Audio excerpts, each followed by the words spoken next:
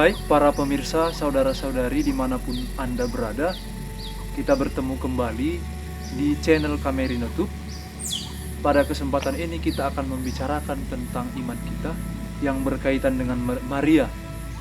Bersama saya sudah hadir Pastor Herman Nenggolan OFM Kapusi. Ya, selamat datang Pastor Herman. Terima kasih atas waktunya bisa hadir bersama dengan kita di sini. Senang sekali bertemu dengan saudara Frater Indra Tamba yang pada hari ini telah mengundang saya untuk hadir di Kamerino Tube, dan juga selamat bertemu kepada para pemirsa Kamerino Tube, dan selamat salam damai Pacebe. Nah, hari ini tanggal 1 Juni pada pesta perayaan wajib Maria Bunda Gereja. Nah, sedikit bercerita tentang perayaan wajib ini adalah Paus Fransiskus pada 11 Februari 2018 yang lalu menetapkan bahwa Maria sebagai Bunda Gereja bertepatan dengan 160 tahun penampakan Maria di Lourdes, dan baru memang secara publik dinyatakan pada tanggal 3 Maret 2018 oleh Paus tentang Maria sebagai Bunda Gereja. Dan perayaan pertama itu pada 21 Mei 2018 yang lalu tentang Maria sebagai Bunda Gereja. Nah, itu bertepatan, perayaan itu dikatakan setiap Senin sesudah perayaan Pentakosta. Tentu ada kaitan antara Pentakosta, lahirnya gereja, dengan Maria sebagai Bunda Gereja. Jadi kronologinya lahirnya gereja pada Pentakosta dengan perayaan Maria sebagai Bunda Gereja. Nah, sebenarnya pernyataan dogma Gereja Katolik tentang Maria sebagai Bunda Gereja tidak hanya pada tanggal 3 Maret 2018 itu. Pada tanggal 21 November 1964 pada Konsili Vatikan yang kedua, sesi ketiga penutupan Konsili Vatikan kedua pada perayaan Misa, Beato Paulus ke-6 menyatakan, demi kehormatan kepada Bunda Maria dan penghiburan bagi kita umat Allah, maka Maria dinyatakan sebagai Bunda Gereja, ibu orang-orang yang percaya kepada putranya Tuhan kita Yesus Kristus. Dan kalau dilihat lebih jauh lagi tentang dogma gereja mengenai Maria sebagai Bunda Gereja, kembali kita kepada awal, yaitu pada Konsili Efesus pada tahun 431. Di sana dinyatakan Maria sebagai Bunda Allah, Theotokos, Bunda Allah, di mana Yesus kita imani sebagai putra Allah yang adalah Allah, sungguh Allah dan sungguh manusia. Dan kalau Maria adalah Bunda Allah dan gereja adalah tubuh mistik Kristus, maka kita pun menyatakan Bunda dan mengakui Maria sebagai Bunda Gereja, Bunda kita yang adalah bagian tubuh mistik Kristus. Jadi sedemikian kita menyatakan bahwa baik dari awal adanya gereja sampai saat ini kita mengakui Maria sebagai Bunda Gereja. Hanya dirayakan sejak 2018 sebagai perayaan wajib gereja, dinyatakan Maria Bunda Gereja setiap Senin sesudah Pentakosta. Baik, Pastor. Terima kasih atas keterangannya. Saya mau bertanya, bagaimana keterangan lanjut tentang Maria sebagai Bunda Gereja ini, Pastor? Nah, tentu itu tadi dogma, ajaran gereja resmi. Nah, kalau kita bersumber kepada kitab suci sendiri, pernyataan sebagai Maria Bunda Gereja, kita kembali membaca Injil Yohanes bab 19 ayat 26 sampai 27, di mana ketika Yesus menjelang wafatnya di Golgota, dia dari salib melihat bahwa ibunya Maria berdiri dengan murid yang dikasihinya. Dan ketika dilihatnya itu, dia menyampaikan pesan. Dia melihat kepada Maria dan dikatakan, "Ibu, inilah putramu." Dan kepada murid yang dikasihinya, Yesus berkata, "Inilah ibumu." Sejak saat itu, murid yang dikasihi Yesus itu menerima Maria di rumahnya. Apa maksud dan apa arti dari nats kitab suci ini? Jelas, Yesus mempercayakan murid-muridnya kepada Maria. Dan Yesus mempercayakan mereka supaya dipelihara oleh Maria. Dan kita lihat tadi, Yesus berpesan kepada muridnya yang dikasihi itu, dan juga kepada semua orang yang menjadi murid dan pengikut Yesus, "Inilah ibumu." Artinya, identitas Maria sebagai bunda para murid-muridnya, Bunda Gereja, sungguh-sungguh dinyatakan oleh pesan Yesus itu.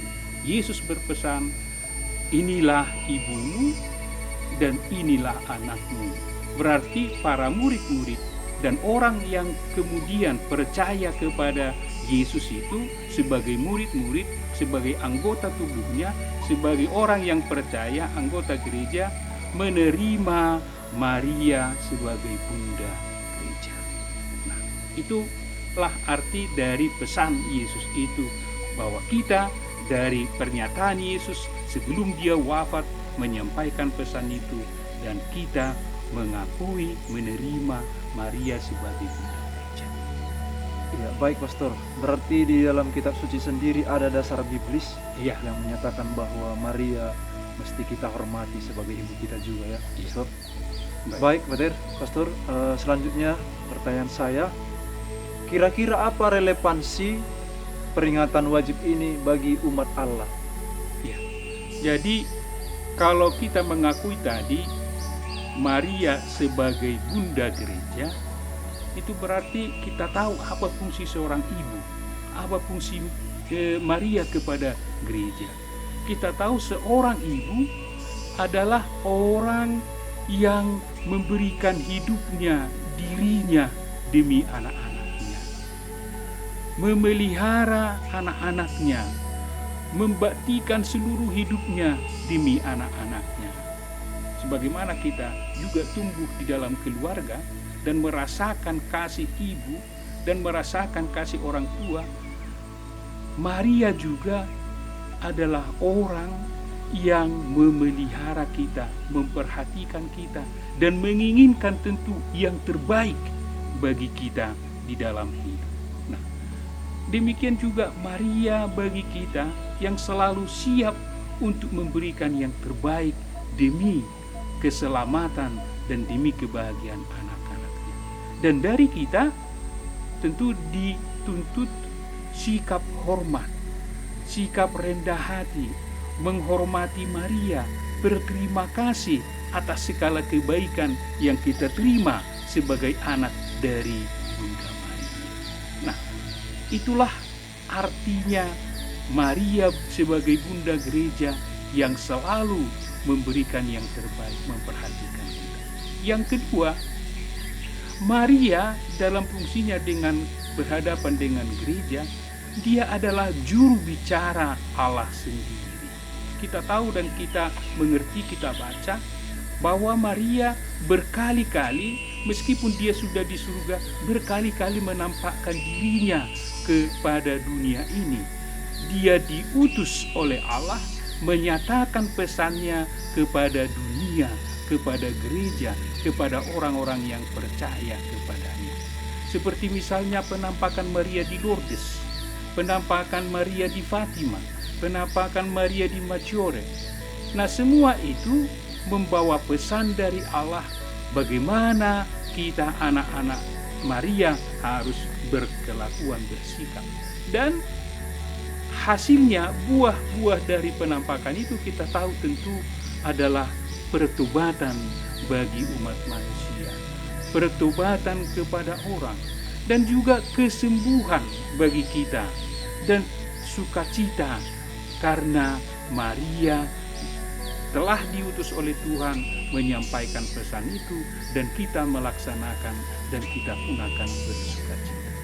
Yang ketiga, di dalam tradisi gereja, Maria sebagai ibu kita pun tahu bahwa seorang ibu yang baik tentu tidak akan membiarkan anaknya menderita, tidak akan melepaskan anaknya begitu saja berduka cita. Tetapi Maria sebagai bunda kita berdevosi. Betapa banyaknya tempat-tempat ziarah di dunia ini di mana kita bisa bertemu dengan Bunda Maria. Termasuk di Nagahuta ini, di tempat ini. Kalau setiap awal bulan Mei dan akhir bulan Mei, bulan Rosario, bulan Maria, dan Oktober pada bulan Rosario, pada awal Oktober dan akhir Oktober kita merayakan besar-besaran di sini, perayaan misa, perayaan pembukaan dan penutupan bulan Maria dan bulan Rosario. Umat Allah datang berjubel ke sini, berdua kepada Tuhan dan bersama Bunda Maria. Devosi adalah ungkapan kecintaan manusia kepada Maria dan tentu bermohon kepada Tuhan. Kita tahu bahwa Maria bukan menggantikan peran Yesus sebagai perantara, tetapi kita yakin per Mariam ad Yesus. Lewat Bunda Maria kita menyampaikan permohonan kita kepada Yesus, dan yang adalah Allah, dan dia menyampaikan kepada Bapa. Kita tahu sendiri ketika Yesus di Kana bersama Bunda Maria dan orang kehabisan anggur, Marialah yang meminta kepada Yesus, dan Yesus memberikan dan mengabulkan permohonan itu sehingga terdapat sukacita. Begitupun dengan segala devosi.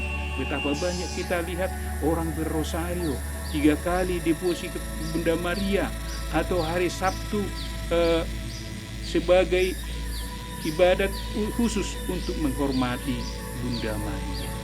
Nah, ini semua bentuk-bentuk bagaimana kita mengungkapkan cinta kita kepada Bunda Maria, memohon kepada Tuhan lewat Bunda Maria, dan dia pun pasti yakin bahwa permohonan kita dikabulkan sesuai dengan kehendak Tuhan. Ingat, Santo Bernardus pernah berkata, tak seorang pun pulang dari hadapan Bunda Maria dengan tangan hampa. Dia pasti mendengarkan, mengabulkan permohonan kita dan menyampaikan kepada Tuhan, dan dia pun akan memberikan penghiburan yang kita butuhkan. Nah, itulah mengapa kita merasakan bahwa Maria adalah Bunda kita, Bunda Gereja, yang kita rayakan dengan penuh hormat dan sukacita pada hari ini. Karena itu, tetaplah kita berdevosi kepada Bunda Maria, menyatakan cinta kita, sebab kita pun akan mengalami rahmat yang berlimpah dari Tuhan lewat permohonan Bunda Maria kepada Yesus, dan kita pun akan selalu dalam lindungan Bunda Maria. Iya, baik, terima kasih Pastor. Para saudara-saudari, kita sudah mendengarkan penjelasan dari Pastor kita tentang Maria sebagai Bunda Gereja. Semoga kita bisa juga semakin menghayatinya dan meneladan Bunda Maria. Baik, demikian saudara-saudari pemirsa dimanapun Anda berada, dan kita akan berjumpa di lain kesempatan. Terima kasih, Sampai jumpa. sampai jumpa. Pace Pace ebene. ebene.